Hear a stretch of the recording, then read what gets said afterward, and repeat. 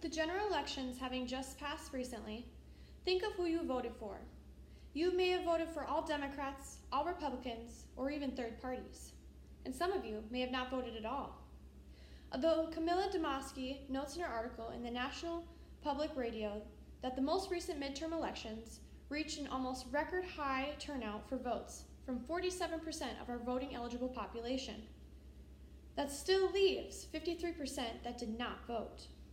This means that the odds are either you or the person next to you didn't vote.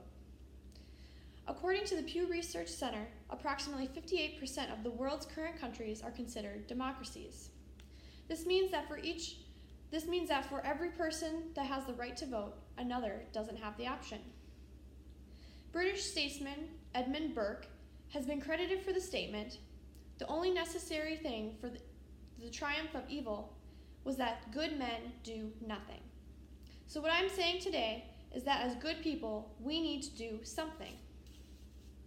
That's something that I am encouraging you to do is educate yourself beyond the negative campaign ads, beyond the social media posts, and beyond those obnoxious yard signs, and dig into the issues that matter to you and apply those principles to your vote.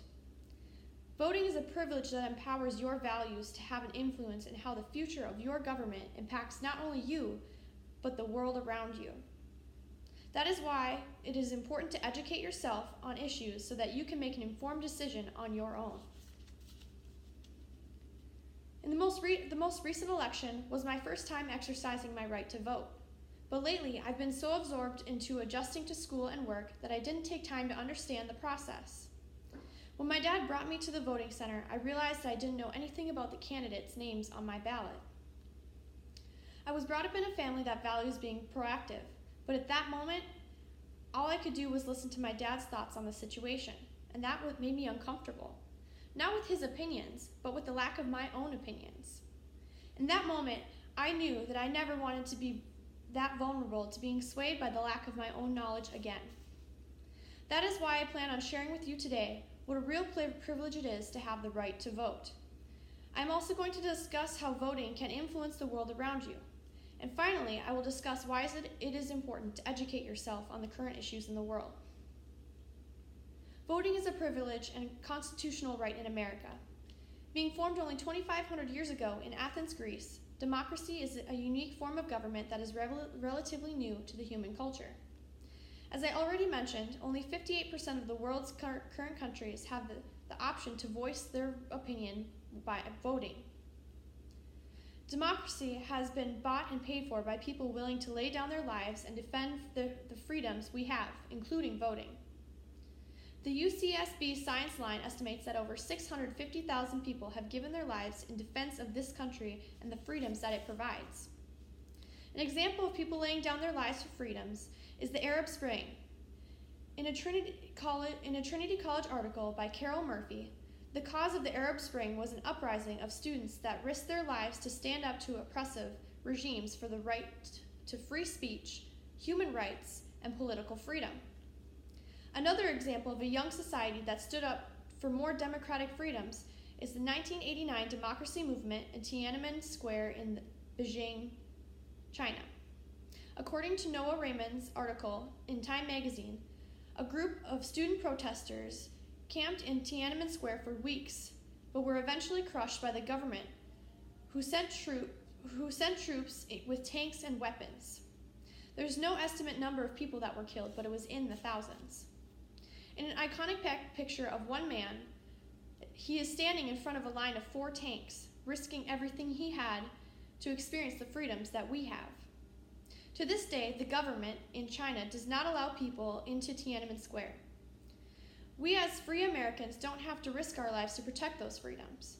We just need to educate ourselves and go to the voting booth. Voting is not only a privilege, it is a driving force behind what keeps democracy alive.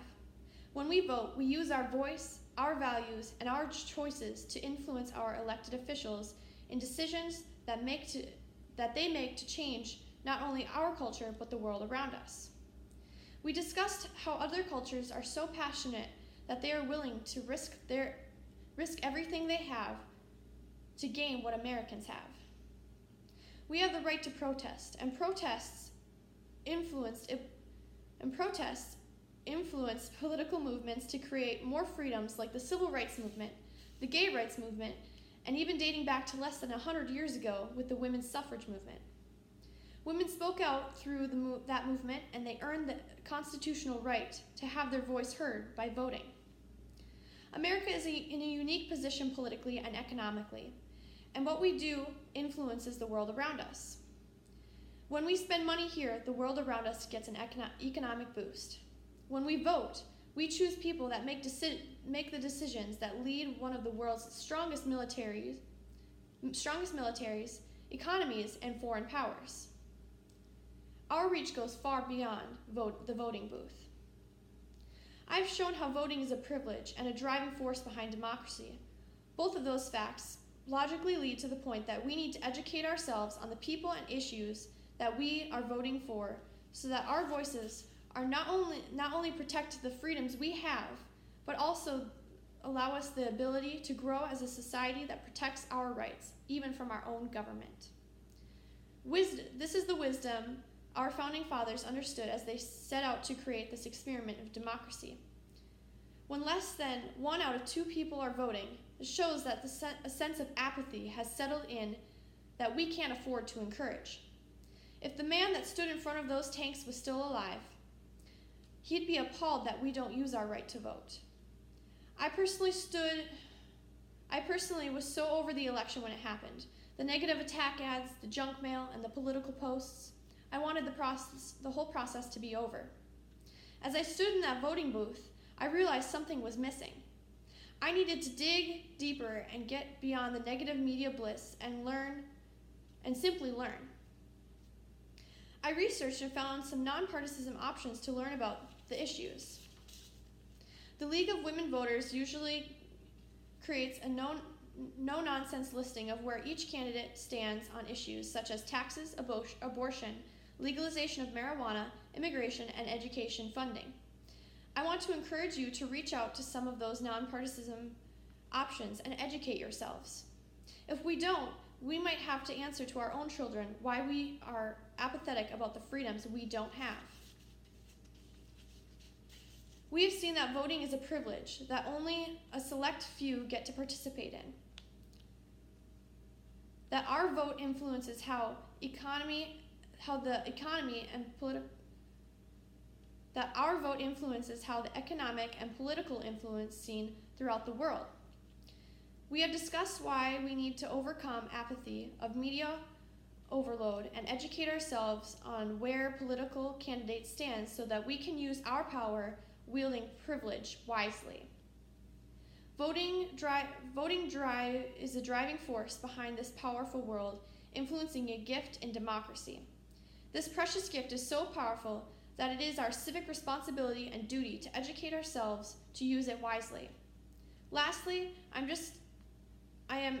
am just encouraging you to step back from the media overload, overcome the apathy it creates, and reach out to nonpartisan options and educate yourselves on the candidates you have a privilege to vote for. That education alone will motivate you to vote. Thank you.